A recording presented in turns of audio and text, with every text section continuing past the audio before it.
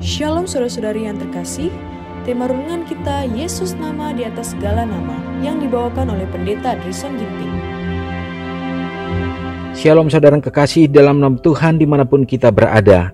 Selamat tahun baru, dan hari ini kita sudah memasuki hari yang pertama di tahun 2024 dengan harapan tentunya semoga kasih Tuhan dan juga berkat-berkat-Nya semakin melimpah menjadi bagian kita, dan juga biarlah iman pengharapan kita semakin teguh dalam menantikan kedatangannya.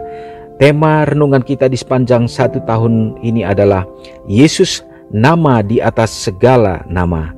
Hari ini renungan kita 1 Januari 2024 dengan judul Alfa dan Omega. Ayatnya di dalam Wahyu 22 ayat 13. Aku adalah Alfa dan Omega, yang pertama dan yang terkemudian, yang awal dan yang akhir. Dia, Paulus, mendekati orang-orang bukan Yahudi, bukan dengan meninggikan hukum pada awalnya, tetapi dengan meninggikan Kristus, dan kemudian menunjukkan tuntutan hukum yang mengikat. Dia menunjukkan kepada mereka dengan jelas bagaimana terang dari salib Kalvari memberi makna dan kemuliaan bagi seluruh sumber daya orang-orang Yahudi.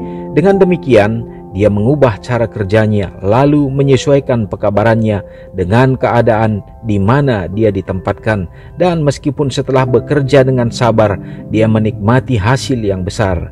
Banyak yang tetap tidak diyakinkan. Ada beberapa orang yang tidak akan diyakinkan oleh kebenaran yang disajikan dengan cara apapun. Meskipun demikian, pekerja bagi Allah harus mempelajari dengan cermat metode yang terbaik agar tidak menimbulkan prasangka atau menimbulkan permusuhan di antara pendengarnya.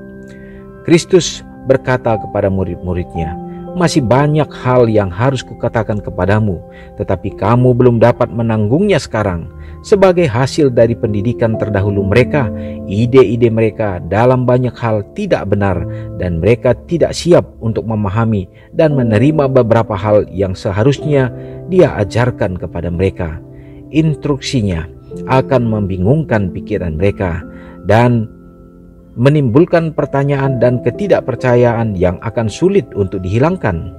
Kristus menarik hati para pendengarnya kepadanya melalui pernyataan kasih-Nya, dan kemudian sedikit demi sedikit saat mereka mampu menanggungnya, dia menyingkapkan kepada mereka kebenaran-kebenaran besar perihal kerajaan Allah.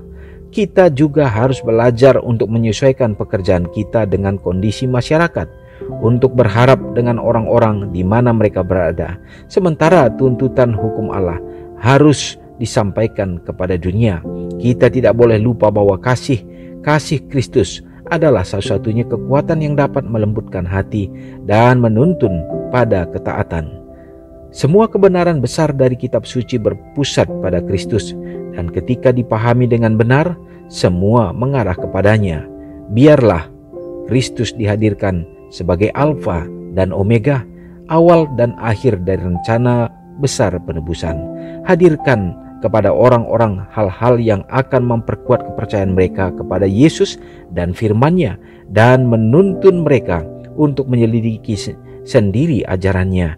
Dan saat mereka maju selangkah demi selangkah dalam mempelajari Alkitab, mereka akan lebih siap untuk menghargai keindahan dan keselarasan dari kebenarannya yang berharga. Renungkan lebih dalam dengan cara apa Yesus telah menarik hati saya kepadanya melalui demonstrasi yang jelas tentang kasih-Nya kepada saya. Saudara yang kekasih dalam nama Tuhan, sangat jelas pekabaran yang mengawali tahun kita di tahun 2024 ini dalam renungan kita. Biarkanlah Yesus Kristus yang ditinggikan menjadi Alfa dan Omega, dan itu yang dilakukan oleh rasul-rasulnya di dahulu kala. Bagaimana menarik orang banyak datang kepada Kristus, bukan oleh karena keahlian, bukan oleh karena kehebatan, tetapi oleh karena mereka memunculkan Kristus dalam kehidupan mereka. Dialah yang ditinggikan senantiasa, dan itu juga yang harus kita lakukan di akhir zaman ini. Kita percaya pada saat kita sudah memasuki tahun yang baru ini, menunjukkan juga bagaimana dekatnya akan kedatangan Tuhan yang kita nantikan itu. Dan apa yang harus kita kerjakan sekarang ini tidak boleh berlengah, tetapi kita harus turut dalam mengambil bahagian dalam pelayanan menyebarluaskan kabar Injil ini. dan menjadi perenungan bagi kita. Dikatakan dengan cara apa Yesus telah menarik hati saya kepadanya. Tentu kita memiliki pengalaman, kita memiliki bagaimana kuasa Tuhan dalam kehidupan kita yang menjadi kesaksian bagi kita. Dan biarlah itu kita dapat bagikan sehingga banyak orang juga yang akan diselamatkan. Mari kita sama-sama berdoa. Terpujilah Engkau Allah Bapa yang bertahta dalam kerajaan sorga. Terima kasih Tuhan. Hari ini, hari pertama di mana kami memasuki tahun yang baru di tahun 2024 ini. Terpujilah Engkau Bapa oleh karena berkat-Mu yang sudah menjadi bagian kami dalam mengiringi dan menjaga dan juga melalui kesehatan yang Tuhan berikan dan bahkan kelimpahan dalam segala keperluan dan kebutuhan kehidupan kami melalui tahun yang lama. Dan kami siap untuk melangkah ya Bapa. Biarlah hidup kami sepenuhnya hanya menjadi hormat, menjadi kemuliaan bagi Tuhan. Pakailah kami untuk menjadi alat-alat untuk memancarluaskan kasih kemuliaan Kristus melalui kehidupan kami. Melalui itu Bapa, biarlah banyak jiwa yang akan ditarik dekat kepada Tuhan untuk diselamatkan. Terima kasih Bapa. Berkatilah umat-umat-Mu dimanapun kami berada. Kami serahkan hidup kami ke dalam tangan Tuhan ya Bapa. Biarlah kami selalu menjadi anak-anak Tuhan yang setia dan juga berpengharapan. Bukakanlah kiranya berkat-berkat yang berkelimpahan dalam segenap usaha tangan pekerjaan.